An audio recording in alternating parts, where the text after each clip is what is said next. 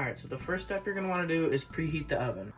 For this particular recipe, you're going to want to preheat the oven to 325 degrees. While the oven is preheating, you're going to want to gather all your materials organized so you have everything when you need it. Alright, so what you're going to need is a little bit of milk, some vegetable oil, some Pam to spray the pan, which is a 13x9 in this recipe. You're going to want your brownie mix, which is Duncan Hines. I chose Chewy Fudge. 2 eggs, chocolate chips, and then you're going to need a measuring glass or cup, whatever you have, a mixing spoon, a spatula, and then a large mixing bowl. The next step is you're going to want to spray your pan with Pam. Just a thin, even coat. You don't need to go too crazy with it. Just enough to, cover the whole pan. Now we're going to start actually mixing our ingredients. I like to start with the brownie mix just because I think it's easier that way.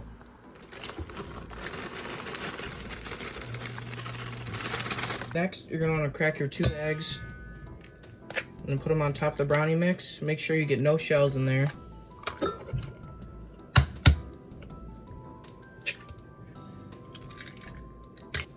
Then you're going to want to measure out 3 tablespoons of milk. Most recipes will call for water, but I find that if you use milk, it makes them cakier and gooier, and overall just more better.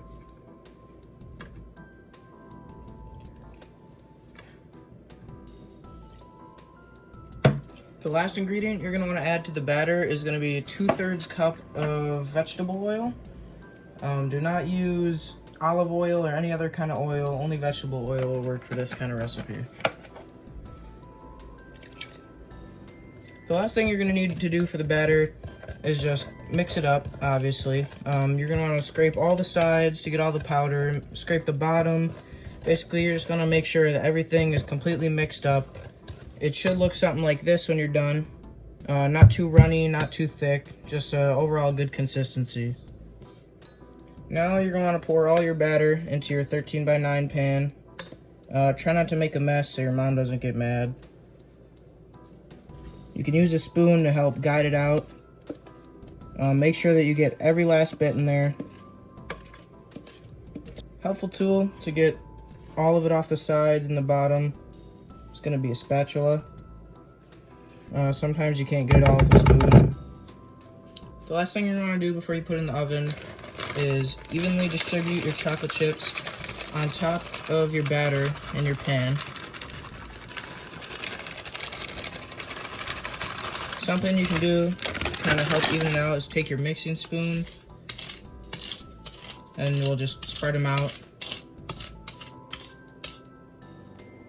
Now you're going to put your pan in the oven that you preheated to 325. Make sure it's on the middle shelf. You're going to want to set a timer for about 30 minutes. Do keep in mind though, if you're using a metal pan, it's going to be about 3 to 5 minutes less than that. Alright, it's been 30 minutes. So now, before you go digging in, eating them, cutting them, or whatever, you are going to want to check them. And how you're going to do that is, so you're going to grab a toothpick, stick it all the way through, and if the end is clean, which it is, then that means they're done.